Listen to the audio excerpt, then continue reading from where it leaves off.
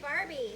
So today I'm going to be making pan-fried caramel apples. It's going to be amazing. So I have added to my pan on medium heat organic coconut oil, cinnamon, arrowroot powder, I'll come back to this, and organic raw cane sugar.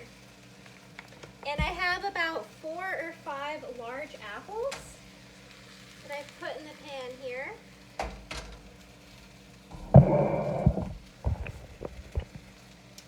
And so what I'm going to do is I'm going to get my spatula here and I'm going to give this a good toss. So this is great by itself, or you can use this. I'm going to lower the heat to a little bit of a low medium. I'm getting a little bit too much of a sizzle here. So the goal is kind of to caramelize them and to soften them, but not, you don't want them to really brown.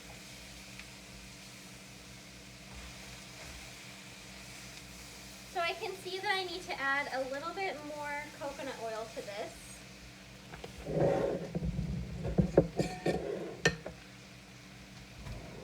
Coconut oil is so good for you. It's full of essential, healthy fats.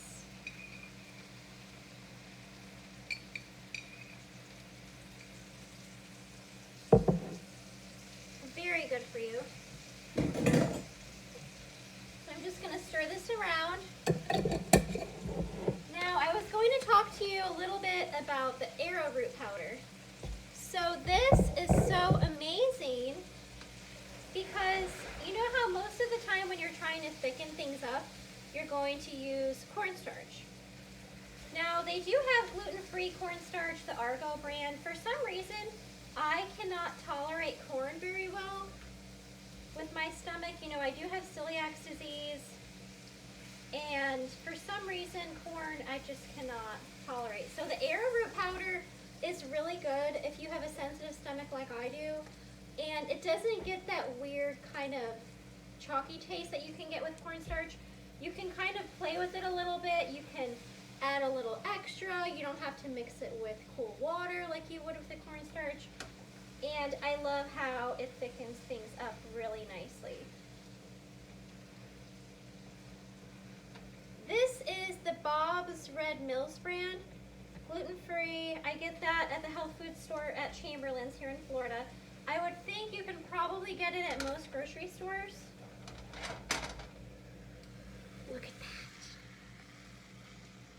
It's already turning into deliciousness. So all I can smell is that cinnamon and that sugar. Oh, it smells so good. Now what you could do is, like I said, you can have this by itself. You're going to cook it probably maybe 20 to 30 minutes. You kind of watch it, you just kind of stir it. You can have this by itself. You could have some dairy-free ice cream on top or some walnuts. You can even add walnuts or pecans or raisins into this. I can't eat a lot of nuts, so I just usually do the apples by itself. And then my apple pie, I pour this into my gluten-free pie crust, which I also get at the store. So it's pretty easy. I'm trying to remember the name of the brand of it. I think it's wholly gluten-free. It's really good. I'm going to keep stirring these. So I found out in, I think it was 2018, that I have celiac disease. Celiac disease is an autoimmune disease in your stomach, specifically in your small intestines. And it's not, a lot of people think, oh, celiac is, oh, you just don't eat gluten. But it's so much more than that. You know, yes, you can't eat gluten, but you can't have it in any form, meaning you can't have any cross-contamination of it. You can't have even a crumb. You know, if this pan cooked gluten, then I cannot use it. It has to be run through the dishwasher 1 to 2 times so that the heat will kill the gluten particles.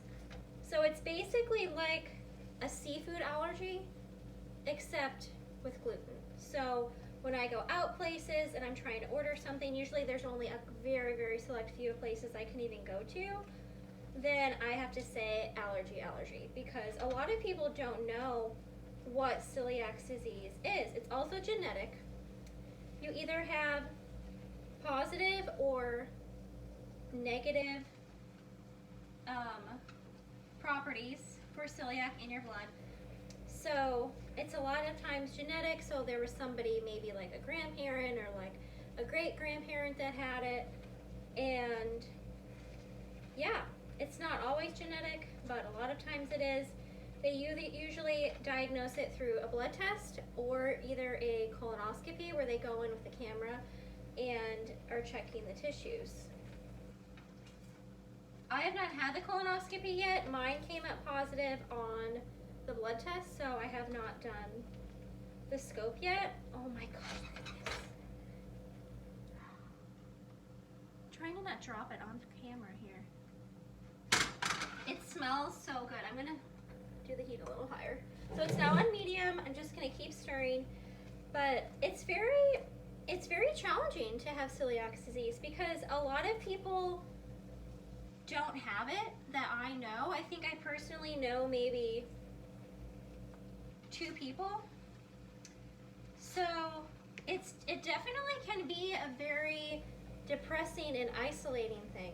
You have to go through a lot of waves of emotion with this disease, because people, it's so misunderstood, and they just think, oh, you know, you can't eat gluten. If you do have even that little teensy crumb, I think it's a 1/8 of a teaspoon, it wreaks immediate havoc on the body. I know if I have even a crumb of gluten, I am having severe knife pains in my abdomen and my lower back. My stomach swells out really big. You know, there's like no clothes I can wear besides leggings. Headaches, joint pain, you can't sleep.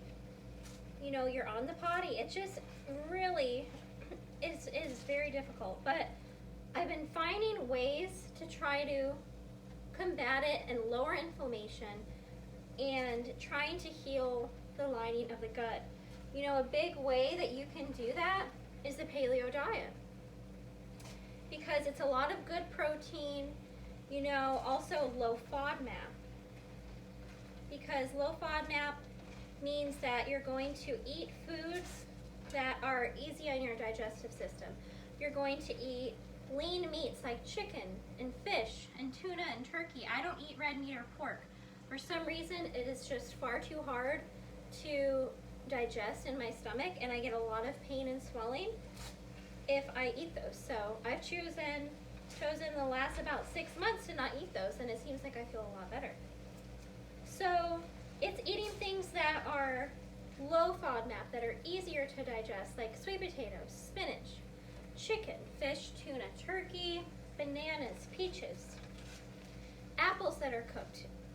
You know, it's definitely finding ways. And if you're in Florida, in Lakeland, Florida, I would encourage you to go to Dr. Joseph Zamzow. He's at Velocity Chiropractic and Medicine Consultants. Go to his office, talk to him about what's happening with your health. He'll put you on the Transformation Florida plan, which will help you to lose weight, help you to lose inches, but you'll learn how to eat. You'll learn what to eat. That was a big thing in my healing journey, is just figuring out, okay, these are the foods that are going to be lower for inflammation. These foods are going to be healing. They're going to lower the things that are happening to me. And then these are the foods to avoid. And then you'll have a weekly, you know, time where you'll get to go in, and then you're literally going to journal what you're eating to try to figure out what foods are triggering you. Oh my gosh. So this seriously is the most delicious thing ever. You can also do this with bananas too. If you do it with bananas, you have to make sure that is a very greenish yellowish banana. You do not want to have any spots on the banana. You don't want it to be a ripe banana because what will happen is it'll just turn to mush. It won't stay together. So you want to have a banana that is not ready, although everyone says they're not ready at that time. That's my favorite time to eat them, is when they still have a good bit of green on them. I love it that way. Oh my gosh, see? Now you can see it's getting this caramelly. Look at that. You can eat these cold for breakfast. You can have it with some tea. I'm going to have my Yogi Cinnamon Vanilla Healthy Skin Tea. And then the coconut vanilla almond milk, the Khalifa Farms. This is so good with tea, with protein shakes. I love that. Okay, so now I'm basically going to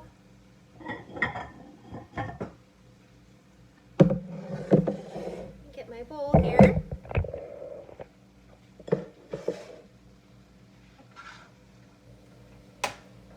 Okay, so I'm gonna take my caramel apples and I'm gonna slowly pour them into my bowl. Oh my gosh. It just smells like fall. I mean, it's amazing. And you have such like a carameliness to this. It's sticky, ooey gooey. And yeah, like I said, you can do this by itself, or you can also put it in your favorite pie crust. I get the gluten-free pie crust. This recipe is going to be in my book specifically. Yes. Okay, I'm at 12:04. 12 minutes and 4 seconds. So really, I mean, once you cut up the apples, which takes what? 5 to 10 minutes, you're going to put your coconut oil in the pan, add your arrowroot powder, your organic raw sugar, your cinnamon. That's basically it. And then in between 10 and 15 minutes of stirring. Now, you see how these pieces are kind of bite-sized pieces? That's going to cook a lot better than doing the large pieces. Well, that's about it for now. Thank you guys so much for watching my how-to pan fry caramel fried apples. It's fall. I know it's still Florida, so it's 85 degrees outside, but hey, we can dream. I love to smell cinnamon and everything pumpkin around this time of year, so it's amazing. Thank you so much for subscribing to my YouTube channel. Check me out on Instagram at glutenfreebarbie_. And I'll see you there. Can't wait. Thanks so much. Bye.